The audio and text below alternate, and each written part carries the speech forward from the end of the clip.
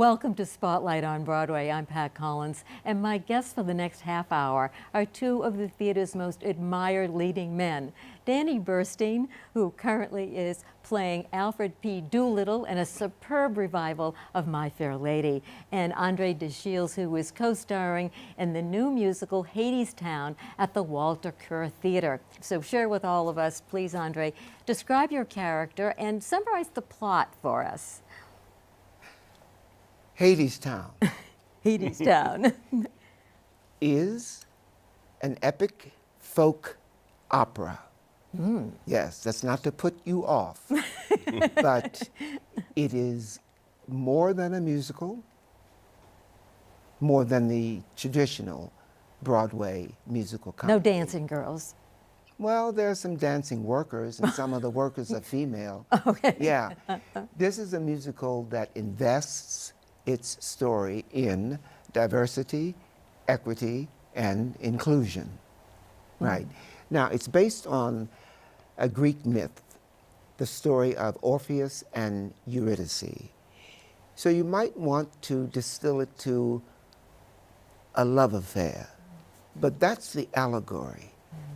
What this opera is about is, do you trust yourself to surrender to your destiny? Now, that's why I use the term epic. It's far resonating, right? And what is your character? I am Hermes, messenger Of the gods. to the gods. Yes. I'm also a trickster.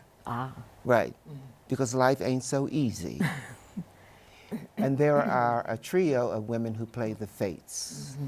So it's also epic. I've turned that into an acronym for expansive, primordial, innovative, and cathartic. Oh. Danny, a couple of weeks ago, I went over to the Vivian Beaumont to see you as Alfred P. Doolittle, and it's so physically demanding. Are there bruises and bumps, and do you have to ice up after the performance? Yes, there are lots of bruises all over my body. Yes, it's very physical, and yes, you go home and you ice your knees, and you take the Aleve. But it's part of the gig. I guess when I was about 45, I'm 54 now, but when I was 45, that's when everything started to hurt after the shows. It's all downhill. It was sort of all downhill from there. And was it difficult to master the Cockney accent? When I was a kid, I went to study at the Moscow Art Theater. And on my way there, I stopped for a week in London. And I had my tape recorder with me. And I would go around asking people where they were from and if they could tell me a little bit about their accents. And there was one guy in the airport that I met who was a Cockney, named George. And he would say, hello, it sounded like, hello, my name is George, like that. And I thought, oh, someday I'm going to have to use that. And he talked to me for about a minute. And that's pretty much where I got the accent from. Well, you mastered it. Thank you. Terrific. And a lot of help from Liz Smith, who is the dialect coach at Lincoln Center Good Theater. shout out to Liz, yes. Yeah. Andre, where was the first time you were on a stage? Not necessarily Broadway, but on a stage, acting. First time I was on a stage that was significant was I was a junior in college, and it was a Quaker school, pristine campus, and one of the instructors in drama came up to me and said, have you ever acted? And I said, not really, but that's what I want to be. He said, because I've always wanted to do a Raisin in the Sun on this campus, but there aren't enough, at that time, Negroes on the campus. And I got cast as Walter Lee Younger. And that was the third part of what I consider the trinity of proof as to whether or not you should be in this industry. Part one is you have to have the dream. Yes. Part two, you have to have the epiphany, right? And part three is you have to have a gig. Yes, right. then you know Yes. that the profession that you've chosen has also chosen you. Chosen you, yes, Yeah. right. Danny, your first time on a stage. My first time on a stage, I was in 5th grade in Miss Jacobs' class, and we did a play called My Cousin from Tycho. And I played Richie Green, and I was running for president, and that's all I remember about that. But I too had one of those epiphany moments where somebody wonderful came along and said, hey, you should try this. Right. And it was in junior high school in Queens. My teacher, Stuart Glazer, my English teacher, said we were doing the Me Nobody Knows. He asked me if I wanted to be in the show. And then afterwards he said, have you ever thought about going to the High School of Performing Arts? And I said, what's the High School of Performing Arts? Right. And he explained it to me, and he said, you have to audition with a couple of monologues. I said, great, what's a monologue? You know, I didn't know anything. Right, but this is beautiful kismet, because I also did the Me Nobody Knows. Oh, no. Yes. What are the odds? Right, I was Clorox. Oh my gosh. Right, riding the white horse, Of as course. it were. Oh. Yeah, and it was a changing moment in my career. Well, speaking of changing moments, what do you think of as the turning point in your career when, whatever the performance was, and I hope you share it with us, you've said, I've made it, I'm here, I've arrived. I have not said that yet, but there have been many turning points in my career. So let me share this with you. When I came to New York, I was asked, can you sing, can you dance? I came as an actor. Now, because of the culture I come from and the city I come from, where everybody sings and dances, I said, sure. I didn't have the language, I didn't have the vocabulary. I was a street dancer, you know. I could drop it like it's hot, that sort of thing. So for the first 10 years of my life in New York, it was singer-dancer André De Shields. Then, in 1996, a very courageous young man said to me, I want you to be my Willie Loman. And I thought, okay. So in 1996, a critic said, this is very curious that a singer-dancer is playing Willie Loman. But what he did was fill in all of the psychological stuff that Willie can't express. He did it physically. Actor André De Shields from then on. Became a bold-faced Yeah, name. that was the turning That was a point. And Yeah. what was yours turning point? I don't know if I've ever had a exact turning point. I've just always been looking for the next job and always looking to reinvent myself. That was something I always wanted to do. I didn't want to repeat anything that I'd done before. Right. I remember years ago when I first signed with my agent, I kept telling them, I don't want to be, you know, they kept putting me up for the same kinds of roles. And what were those kind of? Well, just the average sidekick, yeah, you know. best friend. Best friend. And I thought, you know, give me something that's completely out of the ordinary that you wouldn't think of me for normally. And my agent wrote me a little while later and said he found an independent film that the character was a gay, deaf pedophile that worked in a pizza shop. And I thought, yes, that's me. Typecasting. Exactly. but I worked very hard and I actually got it. You know, but that's what I want to do every time.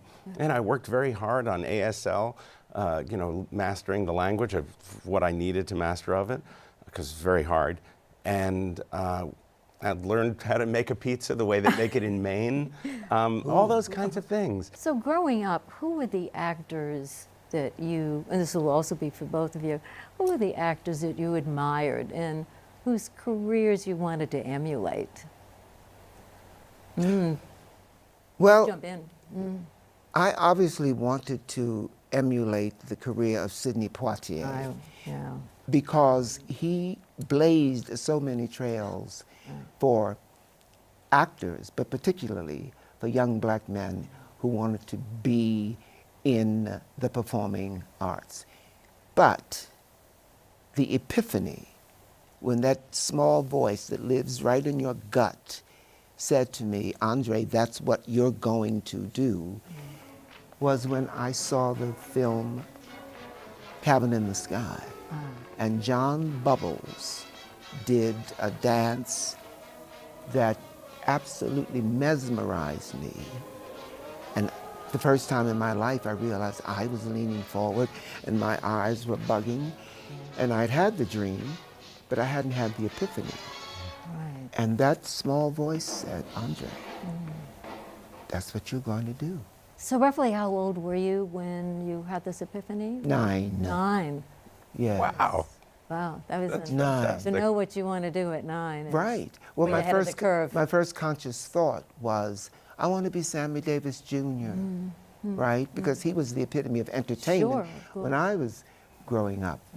And how about you? I wanted to be Sammy Davis Jr. too. And we both made it. Absolutely. I mean, who Well, didn't want to be the versatility. There the was most nothing he talented couldn't do. man in the world. In the world. He In would the world. literally do it all. Yeah. Yes. do it Right. all. I mean, brilliant. And then that voice would come out of him. Oh, Yeah. And he seemed like a small guy, but the voice was so deep and rich and mellifluous. Sing, sing a song, sing out loud, sing out strong. He was definitely somebody, as far as song and dance men, that I wanted to be like.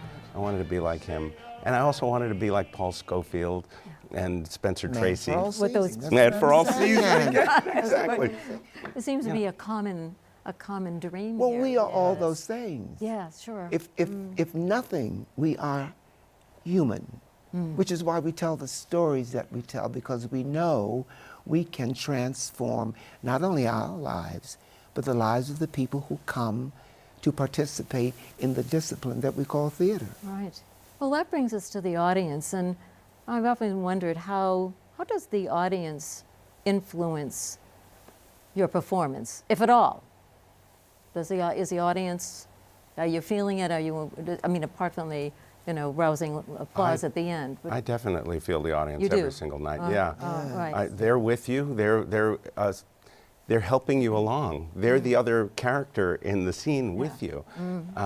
They often tell you to pick it up, or to how Really? much you can sit back in a moment. Right. Because they're enjoying that moment That's so right. much. Right. It's a beautiful connection that only happens in the theater. Yes.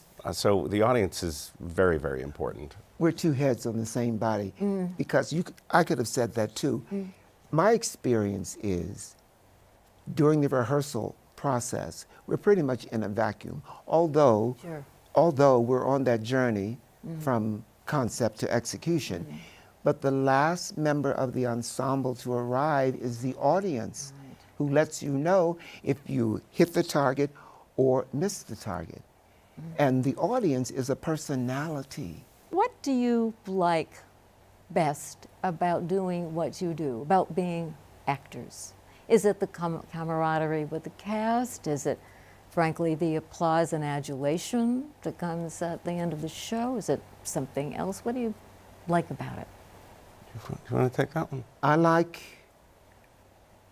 the challenge of being an interpreter for this group of people who have come, strangers more often than not, who've come to sit in this dark space, elbow to elbow, and accept the challenge of, come along with me on this journey, right? You may be changed. You definitely will be challenged, but I won't harm you. So that's the covenant we have with our audiences. Right. And more often than not, I'm the one who's challenged. I'm the one who's changed, right? And I'm the one who benefits. And what does Danny like about being an actor? I love the exchange of ideas. When I was a kid, I was a terrible reader. My dad would give me books, and I'd start them, and I could never finish them. And then he gave me plays, and I immediately understood the dialogue form. I understood the give and take, people having real life discussions, saying things that I understood, and talking in a natural way, and working out problems. And so I became a voracious reader after that, especially of plays. And that's why I start any kind of a project, because it blows my skirt up, you know. It makes me happy. There are great things that they're talking about in that particular show. And then once you get into a run of a show, and you feel like you've got your legs under you, and you're really saying something worth saying every single night, then I deeply love the people that I work with. I love the stage hands. I love the costume people. You know, everybody. It becomes a family for me, and it becomes a family, I think, for anybody who's in the theater. So there's a feeling very, of very community. Important. Very, very important. And you yeah. often, I think, maybe working with some of the same people throughout your careers. Sometimes that right. happens, yeah. Yes, it circles Yeah, back. has to be community. I'm going to use that if I may. Please. Blows my skirt up. But if you don't mind, I could comment on the community thing, Yes, please. because most of our experiences are not long runs, right? So I tell people, you have to be able to fall in love immediately in order to get the work done. And then you have to be ready to divorce as quickly as you fell in love. Right. Yeah, cut the cord. Yeah? Yes, right. Yeah. It's hard sometimes. Yes, Yeah. sure. Heartbreaking. What is the best advice as your career went along? What was the best advice you were given, either by a contemporary or by someone else? The universe creates itself for your pleasure. Who said that? You. Someone. Well, I'm saying it now. I heard it from Jeffrey Holder. Ah, good Right. source.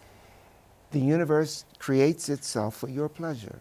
It's a cornucopia of abundance, right? Yes. Nothing but blessings flow out of it. Now, where do we go wrong?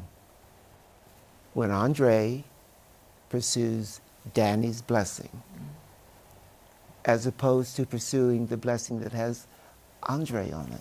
And how many times have our parents said to us, not all that glitters is gold. Right. So I put on the blinders, right? Because there's enough for everybody if no one takes too much.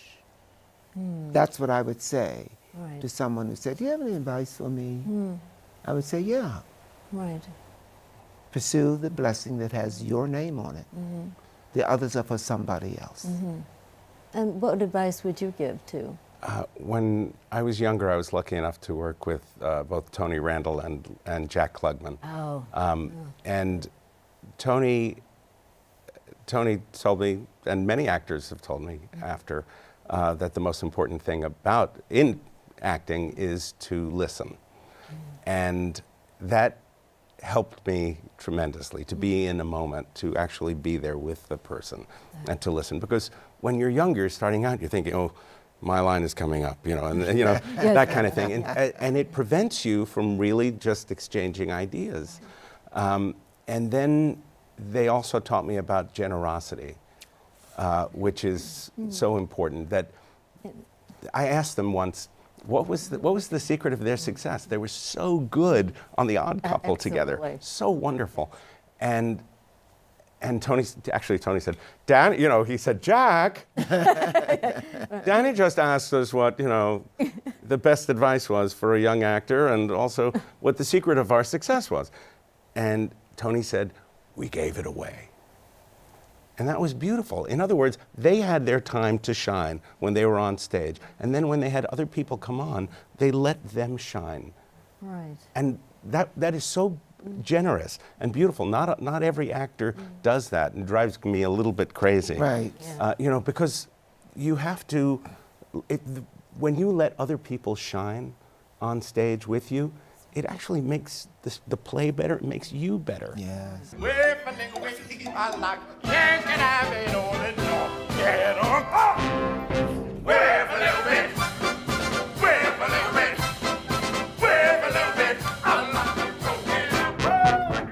In both of your shows, your favorite moments in the show, not necessarily a scene that you're in. In Hadestown, my favorite scene, Hermes is the storyteller. So he's watching a lot. And he is Observing. Yes, he's observing, but he's also the interstitial material. There's a song called Flowers, which is sung by Eurydice. Ava Noblezada is the actor's name, the actress's name. Wonderful young star. Wonderful young star. And she breaks my heart every performance with that song, and then mends it. She breaks my heart and then mends it. It's my favorite moment in the show. Danny, Yeah. your favorite moment in My Fair Lady? And my favorite moment is actually with Laura Benanti, Who's playing Eliza? who's playing Eliza. It's very near the end of the show. And my character's loud and bombastic and opinionated. And yes. But in such an adorable, lovable way. Well, God bless you. You have great taste. And we actually have a moment of tension. And then I break it asking her if she wants to come to my wedding the next day in the morning at 10 o'clock. And then I sort of look down, and we've had a strained relationship, and then I say, I wouldn't advise it, but you're welcome to come if you want. And it's a very sweet moment, and playing it with her is quite beautiful, I think. Was there a point along the way in your path to where you are today as these two great leading men that you were discouraged, that things weren't going your way, and you thought, oh, maybe I should have gone to law school or business school or become a teacher? Was there those moments when it wasn't quite gelling? For me, I started when I came. Both my parents are teachers, and I thought it was important. I started working when I was 19 professionally, and At 19? at 19, Wow. yeah, I got my equity card at the Muni in St. Louis. Okay. Just parenthetically, and yeah. what show were you in at? I was in The Music Man with Jim Dale, who's a dear pal Yes. of mine, and Pam Dauber. And it was a wonderful summer stock job, and I got my equity card. But my parents are both teachers, and they're both quite lovely, wonderful people, and they thought I should have a degree just in case, because A they knew backup plan. they knew it was very hard. So once I finished my undergraduate work at Queens College, I went to get my master's at the University of California, San Diego, and I came back to New York after that, and I was offered a job immediately at Queens College teaching for a semester, but I couldn't work out my career And the teaching. teaching, yeah. Things just started to take off, and I knew I had to decide at that moment whether I was going to jump in with both feet. And your story, your trajectory. Yes, I've experienced moments of difficulty, doubt, and darkness. But I never thought for a minute that I wanted to do anything else. And that's because when I was old enough to have an adult conversation with my parents, my mother revealed to me that she always wanted to be a chorus girl. That was her terminology. But her parents wouldn't allow her. My father revealed to me he always wanted to be a singer, but his parents wouldn't allow him. How do you bring the bacon home with an insecure job like singing? So that's when I understood that their deferred dreams were manifest in me, Sure. Yeah. and all I needed to do was surrender, which I did and do daily. Right. I surrender. Right. And I believe that my path is made of one golden step after the next because I surrendered. Way down, Hadestown, way down under the ground. Hound dog howling, the whistle blow, a train come rolling, clickety clack. Nobody knows where the old train goes. Those who go, they don't come back on. Way down, Hadestown, way down under the ground.